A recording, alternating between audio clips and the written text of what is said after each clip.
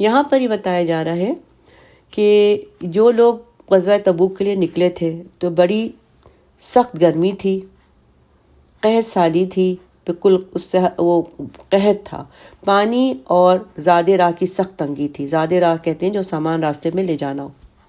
قتادہ کہتے ہیں کہ جنگ تبوک کے لیے جب چل کھڑے ہوئے تو بڑی سخت گرمی تھی، اللہ ہی جانتا ہے کہ کیسی سخت مصیبتیں مجاہدین کو پہنچی، حتیٰ کہ کہا جاتا ہے کہ ایک کھجور کے 2 ٹکڑے کر کے 2 آدمیوں میں بانٹ دیا جاتا تھا۔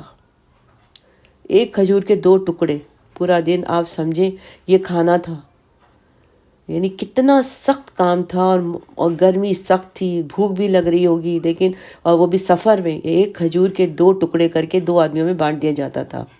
کھجور 10 ب10 بڑھائی جاتی، ایک اس کو تھوڑا سا چوستا، پھر پانی لیتا، پھر دوسرا چوستا اور پانی پی کر تسلی کرتا۔ اس طرح اسلام ہم تک پہنچا ہے، سبحان اللہ۔ اور آج ہم کیا کر رہے ہیں؟ پھر اللہ نے ان کی سن لی، غزوہ سے وہ واپس ہوئے۔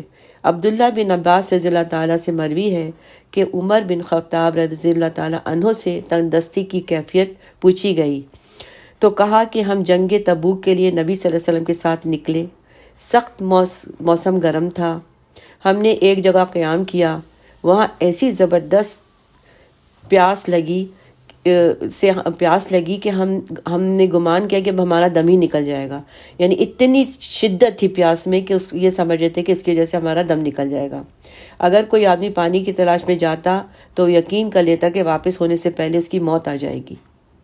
لوگ اونٹوں کو ذبح کرتے، اس کے میدوں میں سے پانی نکالتے، پانی ذخیرہ کرتے، اس کو پیتے، اور بچا ہوا جو ہے اپنے کچھ جگر اپنے اوپر لگاتے۔ تو حضرت ابو بکر صدیق رضی اللہ تعالیٰ نے کہا، یا رسول اللہ صلی اللہ علیہ وسلم، آپ کی دعا کو تو قبولیت کا شرف حاصل ہے، ہمارے لیے دعا فرمائیے۔ حضور صلی اللہ علیہ وسلم نے فرمایا کہ کیا تم ایسا چاہتے ہو؟ حضرت ابو بکر صدیق رضی اللہ تعالیٰ نے کہا ہاں۔ تو آپ نے اپنے دونوں ہاتھ دعا کے لیے اٹھائے، ابھی دعا ختم بھی نہیں ہوئی تھی کہ بادل چھا گئے اور موسلادھار بارش ہونے لگی۔ پھر تھوڑی کی دیر کے بعد پانی تھم گیا، لوگوں نے اپنے برتن بھر لیے۔ ہم اپنے لشکر کے پڑاؤ سے باہر نکلے تو دیکھا، یعنی جہاں یہ لوگ رکے تھے اس سے آگے جب گئے تو وہاں کہیں پانی نہیں برسا تھا، صرف جہاں یہ لوگ تھے یہ جو پڑاؤ پڑا تھا صرف اسی جگہ پر پانی اللہ تعالیٰ نے اپنی باران رحمت برسائی تھی۔ یعنی یہ ہے نیک لوگوں کی دعائیں، اور اللہ تعالیٰ فوراً قبول فرماتا ہے، یعنی جو صرف اللہ کی رضا کے لیے کام کرتے ہیں۔